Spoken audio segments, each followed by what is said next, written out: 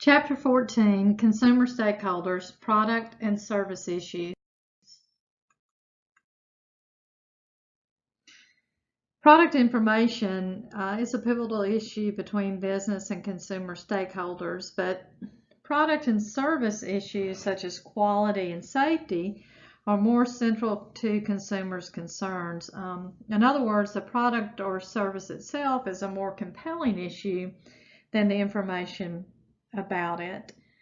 Sam Walton, founder of Walmart, said, "There's only one boss, the customer, and he can fire everybody in the company simply by spending his money elsewhere."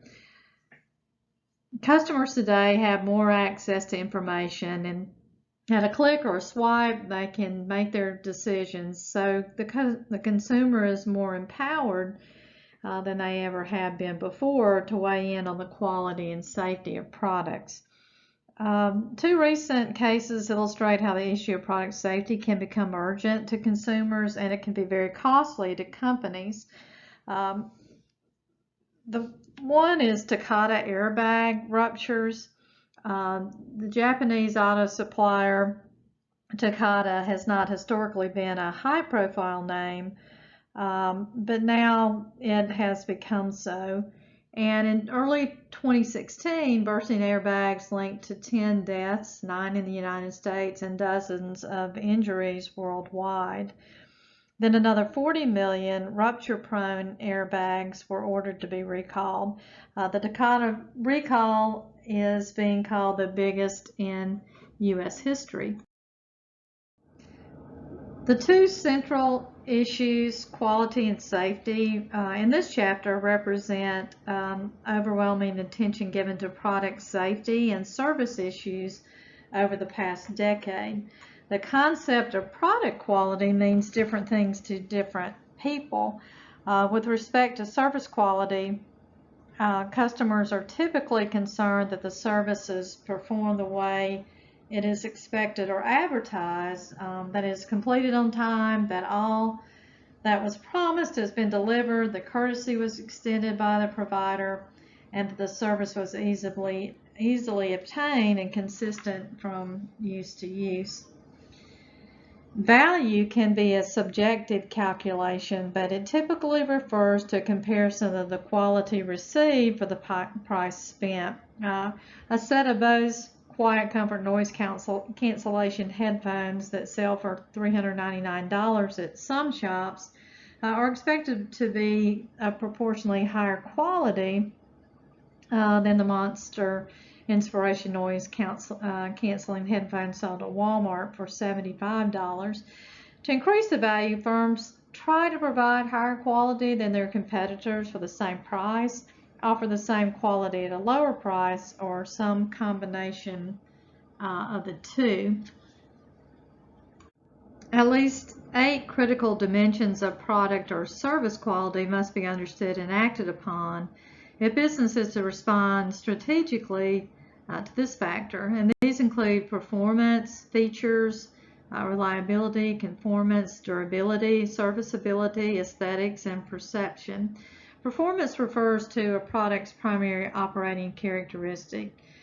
Features are the bells and whistles of products that supplement their basic functioning. Reliability reflects the probability of a product malfunctioning or failing. Conformance is the extent to which the product or service meets established standards.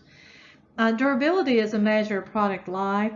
Serviceability refers to the speed, courtesy, competence, and ease of repair. Aesthetics is a subjective factor that refers to how the product looks or feels, tastes. And finally, perceived quality is a subjective inference that the consumer makes on the basis of a variety of tangible and intangible product characteristics.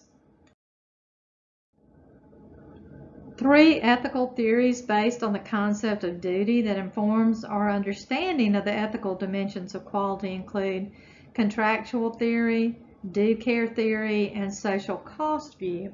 The contractual theory focuses on the contractual agreement between the firm and the customer. Firms have a responsibility to comply with the terms of the sale, inform the customers about the nature of the product, avoid misrepresentation of any kind, and not coerce the customers in any way. The do care theory focuses on the relative vulnerability of the customer, who has less information and expertise than the firm, and the ethical responsibility that places on the firm or its salesperson.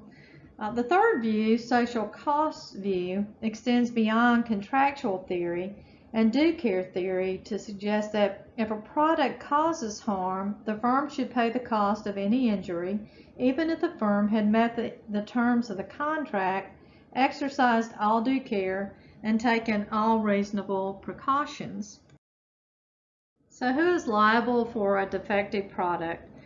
Throughout most of history, the legal view that prevailed has been caveat emptor, let the buyer beware. And the basic idea behind this concept was that the buyer had as much knowledge of what he or she wanted as. So the following product safety principles are straightforward. The principles can be used by corporate decision makers and officials to give direction to their employees who have responsibility for product safety. And these principles may also provide impetus to middle managers and all employees to suggest creative safety improvements for their company. Build safety into product design. Educate consumers about product safety. Learn from mistakes, yours and others. To appreciate the big picture of dangerous products, it should be noted that the Consumer Product Safety Commission keeps track of injuries treated in hospital emergency rooms and has identified the following categories of consumer products as being the most frequently associated with hospital-treated injuries: sports and recreation, toys and children's products, home maintenance, and construction. So product liability in recent years, the product liability issue has been one of the most important legal ethical responsibilities businesses have faced. Product liability as a legal concept includes the liability of any or all parties in the chain of manufacture and the sale of a product and for any damage caused by the product. Products liability has become a major issue because of the sheer number of cases involving products that have resulted in illness, harm, or death. More than any other countries, U.S. residents tend to file lawsuits and pursue litigation when faced with situations in which they are harmed or dissatisfied. Another cause for concern has been the size of the financial awards that have been given by the courts. And the cost of litigation to companies has been said to represent approximately 30% of a stepladder's price, 50% of a football helmet, and 95% of the price of a childhood vaccine. The problem is largely confined to the United States, which is really a litigious society. The doctrine of strict responsibility. The key legal concept in product liability cases is the doctrine of strict liability. And in its most general form, the doctrine of strict liability holds that anyone in the value chain of a product is liable for harm caused to the user if the product is sold was unreasonably dangerous because of its defective condition. So an example, the Department of Transportation holds warehouses liable for violations of hazardous materials regulations, even when the warehouse relied on information provided by the customer when documenting the shipment. In short, there's no legal defense for placing on the market a product that is dangerous to a consumer because of a known or knowable defect, unless the strict liability is imposed by a statute that allows for an argument of due diligence. To prove due diligence, a company must take every possible precautionary step and follow all industry standards. Courts in several states and certain countries have established a standard that is much more demanding than strict liability. And this concept is known as absolute liability. A ruling established this concept was handed down by the New Jersey Supreme Court. in Bachata versus Johns Manville Corporation.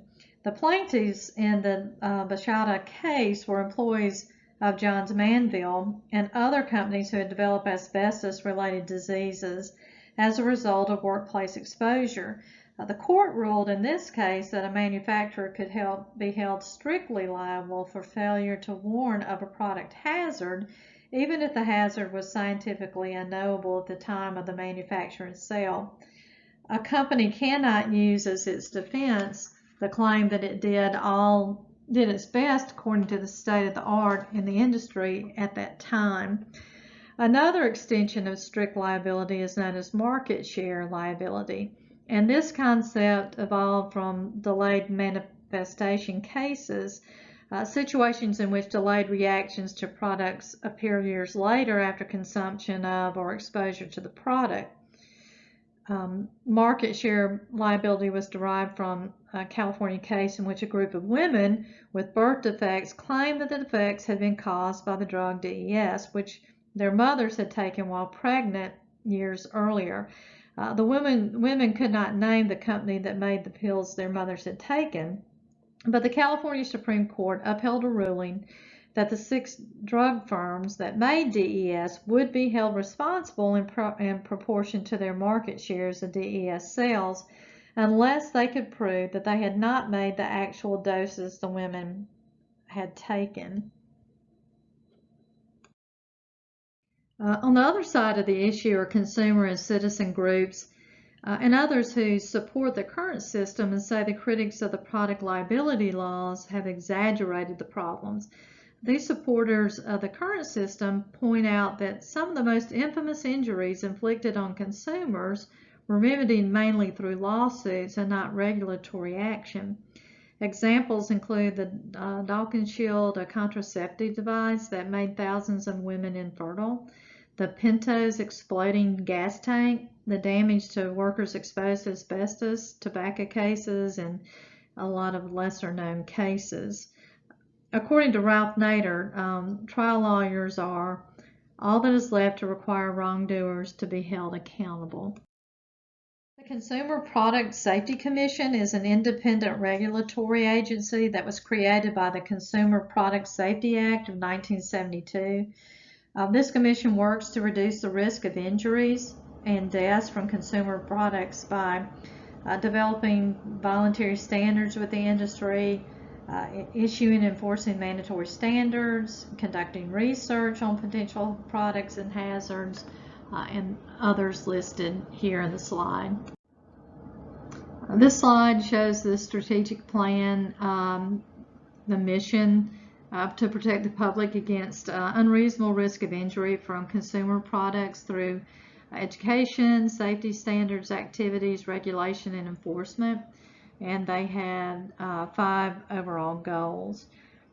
The CPC was created really at the zenith of the consumer movement as a result of initiatives taken in the late 60s.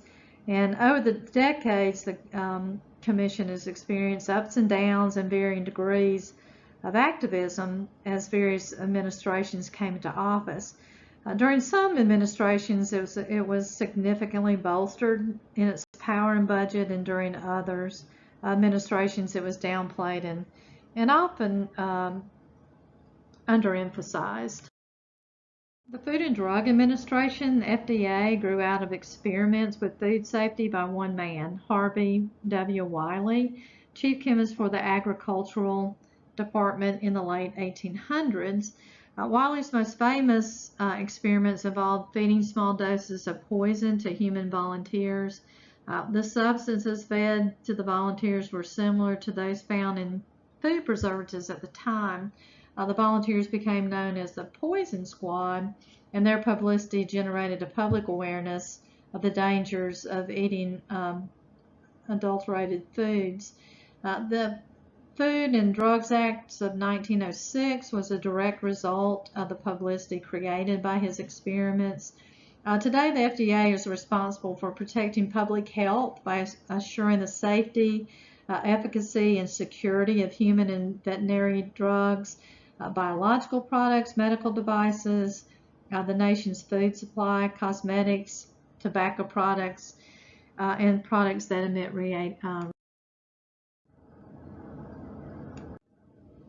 business has realized that consumers today are more persistent than in the past, more assertive, and more likely to use or exhaust all appeal channels before being satisfied.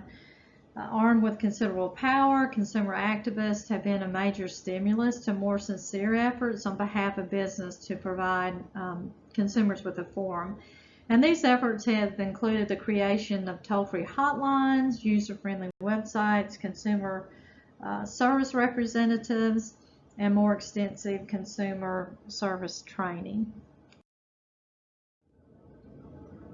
It is ironic that the United States is said to now be a service economy, and yet poor customer service seems to be a topic on every consumer's mind today. In recent years, retailers of all types have been pushing the idea of self-service, and many consumers continue to be upset. So there are 7 principles, customer service principles in customer-oriented companies. The 7 principles: keeping your word, be honest, never pass the buck, don't argue, accept your mistakes, and consistency. Creating a customer-oriented culture, a top-down culture, commitment are essential. Identify internal champions and uphold them. Commit resources, hire the right people, empower your employees, and make customer service training a priority. Total quality management has many different characteristics, but it essentially means that all of the functions of the business are blended into a holistic, integrated philosophy built around the concepts of quality, teamwork, productivity, customer understanding, and satisfaction. The purpose of TQM is to satisfy customers by focusing on product quality and safety issues. To be successful, a strong TQM program needs to employ principles, practices, techniques that focus on the customer, use continuous improvement, and employ teamwork. It should be noted that the customer or the consumer stakeholder is at the center of the process. So the positive impact of TQM can have on safety in the workplace has been established. According to the American Society for Quality, and this is a global community of people interested in quality, TQM has a number of established benefits, and some of these include strengthened competitive position, elimination of defects and waste, reduced cost, enhanced market position, and improved customer focus and satisfaction.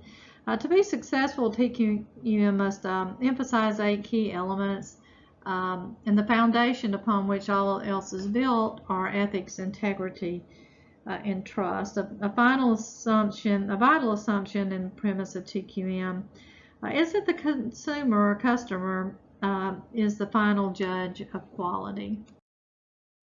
Six Sigma is a development within TQM that has become a way of life for many corporations. Sigma is a statistical measure of a variation from the mean. Higher values of Sigma mean fewer defects. The Six Sigma level of operation is 3.4 defects per million. So most companies operate around the 4 Sigma level, and that is 6,000 defects per million. So the basis for all of the quality or safety approaches is the satisfaction of the consumer. This model, the consumer stakeholder satisfaction model, depicts how product and service quality and safety lead to customer satisfaction and consequences for the firm's profitability, reputation, and continued purchasing by consumers. And this concludes Chapter 14.